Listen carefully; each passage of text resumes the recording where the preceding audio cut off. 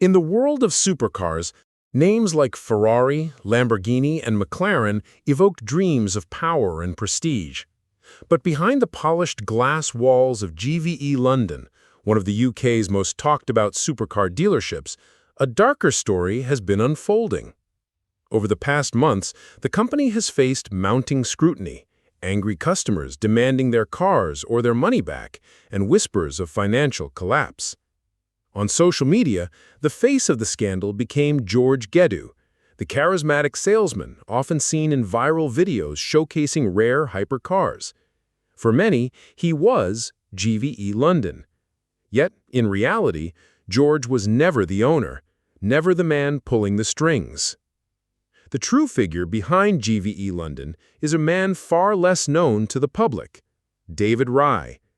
An accountant turned entrepreneur, Rai built the dealership from modest beginnings into a brand boasting millions of weekly online views. But now, as GVE files a notice of intention to appoint administrators, all eyes are shifting toward him. Who is David Rai? How did he rise from a city finance role to running one of Britain's biggest independent supercar dealerships? And most importantly, what role did his decisions play in GVE London's dramatic downfall? Before his name was tied to one of the most controversial supercar dealerships in Britain, Rai's story began in far less glamorous surroundings. Born and raised in the UK, Rai pursued a traditional and stable path early on: finance. He studied economics at Manchester, laying the foundation for a career that promised security and predictability. His first professional steps led him into the world of accounting. In the City of London, he worked the long hours expected of young finance professionals, building spreadsheets, balancing figures, and following the rhythm of corporate life. But Rai was not content with the narrow corridors of finance. He harbored an obsession with performance cars, machines that symbolized both freedom and success. In interviews years later, Rai would recall how he stared at supercars as a young man, dreaming of finding a way to break into that world. Armed with little more than determination and roughly £10,000 of personal savings, he made a radical decision. He walked away from accounting to try his luck in the high-stakes world of exotic automobiles. It was a gamble. On paper, Rai was leaving behind stability for uncertainty, trading balance sheets for dealer lots. Yet it was precisely this risk that would shape his path. In 2009, the seeds of what would become GVE London were planted. From those early days, Rai positioned himself not just as a car trader, but as a businessman who understood numbers, margins, and growth strategies. Unlike many enthusiasts who stumbled into dealerships fueled only by passion, Rai brought with him the financial discipline of an accountant, a discipline that would later both empower and constrain his empire. By the mid-2010s, GVE London had transformed from a small startup into a recognizable name in the UK's luxury car market. The company's model was deceptively simple: connect wealthy clients with their dream cars while using creative strategies to maximize inventory without massive capital outlays.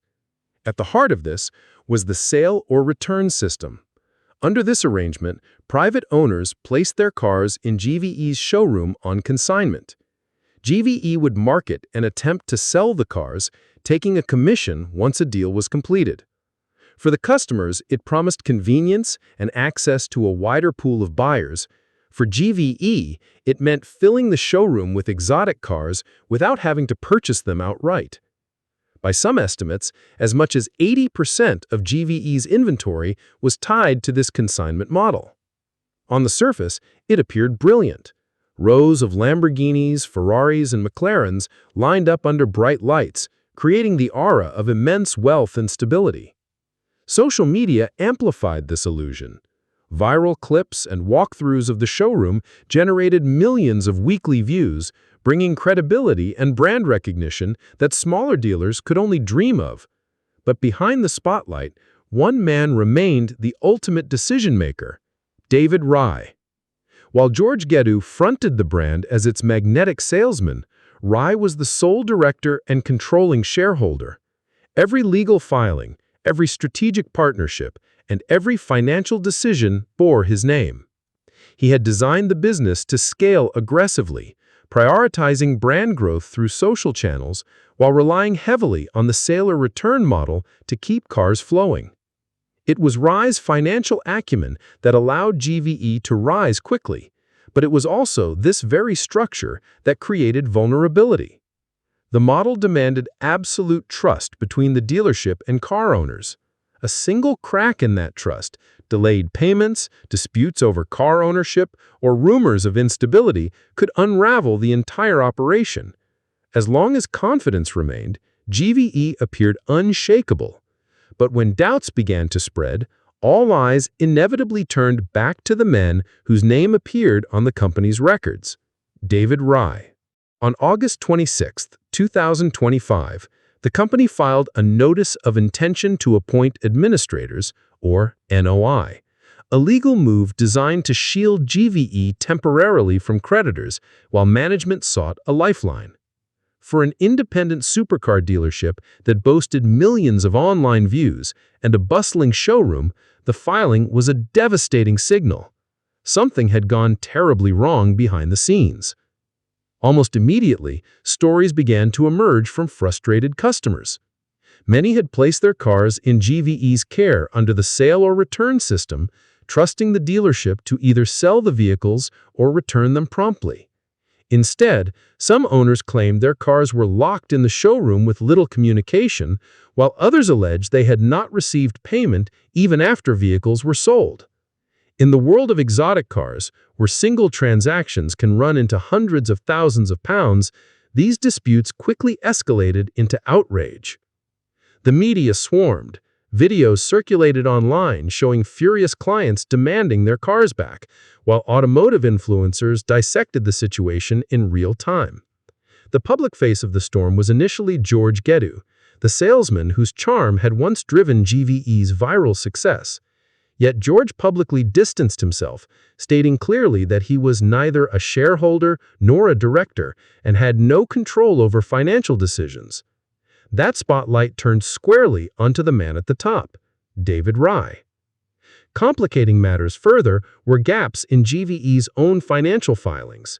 Reports revealed that the company's accounts were overdue, raising questions about transparency and accountability.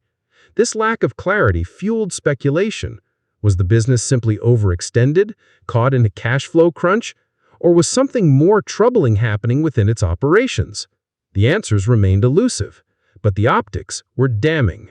For customers, it wasn't just about late filings or legal jargon.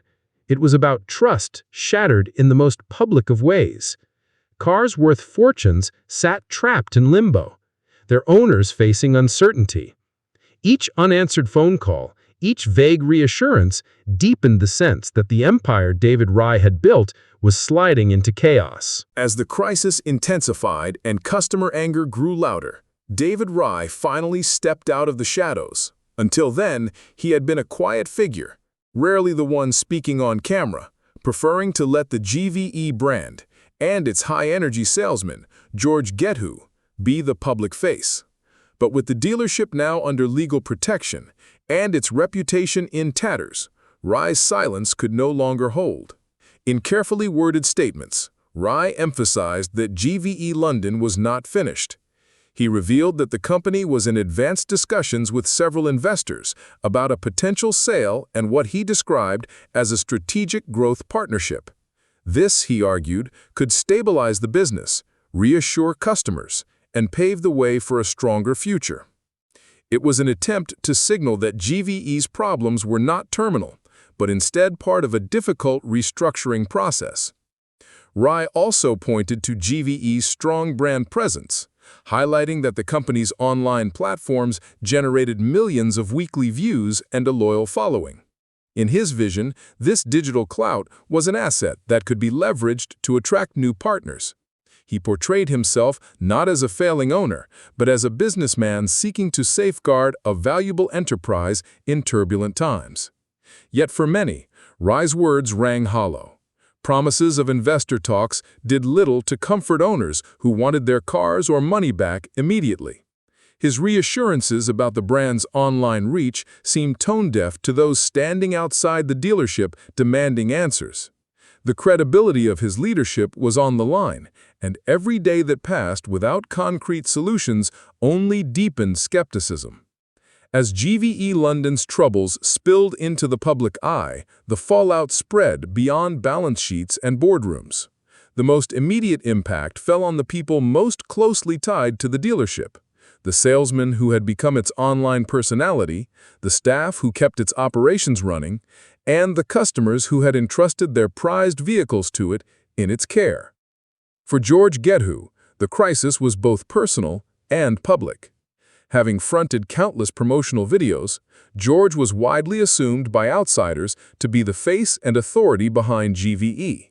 But in reality, he was neither a shareholder nor a director.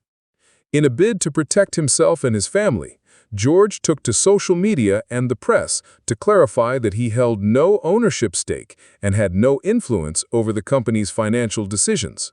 Despite his efforts, the backlash was fierce. Reports even surfaced that his family had received threats, including disturbing messages directed at his mother, showing how quickly online anger had turned dangerous. Employees, too, found themselves caught in the storm. For sales staff and technicians, the dealership had been their livelihood. Now, with uncertainty hanging over GVE's future, many faced job insecurity and the stigma of being associated with a collapsing brand. Some chose to leave quietly, while others stayed on, hoping that Rai's promises of investors might materialize. But perhaps the harshest impact fell on customers. Owners who had consigned their supercars to GVE were left in limbo, unsure whether their vehicles would be returned or their payments honored. For many, these weren't just cars. They were investments, status symbols, or treasured possessions. The sense of betrayal was palpable, and each story of a withheld car added fuel to the growing public outrage. At the center of GVE London's implosion stands one undeniable fact. David Rai is the sole director and ultimate decision-maker. While George Gehdu may have drawn attention as the showroom's frontman, it is Rai's signature on every legal document, his responsibility over financial filings, and his leadership that determine the company's trajectory. Analysts of the automotive sector note that GVE's reliance on the sale or return model was both its greatest strength and its Achilles heel. By minimizing upfront capital, Rai scaled the business quickly and projected an image of abundance. Yet this model also demanded flawless execution and absolute trust. Once whispers of late payments and locked cars began to circulate, confidence unraveled at lightning speed. In industries where reputation is currency, the damage was almost impossible to contain. Speculation about the future remains divided. Optimists point to the possibility of new investors stepping in, restructuring the business, and salvaging GVE's brand equity, particularly its powerful online following. Pessimists argue that the trust deficit is too deep, that customers burned by this scandal will not return, and that administrators may ultimately oversee the company's dismantling. For Rai, the road ahead is uncertain. His decisions in the coming months, whether through transparency, compensation, or genuine restructuring, will define whether he is remembered as a risk-taking entrepreneur who stumbled or as the man who oversaw one of the most notorious collapses in Britain's luxury car scene. From the outside, GVE London once looked like a dream, a glittering showroom filled with million-pound supercars, millions of views online, and a charismatic salesman presenting it all. But behind the curtain stood David Rai, the accountant turned entrepreneur, whose bold use of the sale or return model built an empire that now teeters on collapse. For customers, employees, and even George Gehdu, the fallout has been painful, exposing just how fragile trust can be in an industry built on luxury and image. The story of David Rai and GVE London is more than just a tale of cars. It is a lesson about responsibility, transparency, and the risks of rapid growth without a safety net. Whether GVE finds salvation through investors or crumbles under the weight of its own promises, one thing is clear. David Rai's name will forever be linked to the rise and potential fall of one of Britain's most notorious supercar dealerships.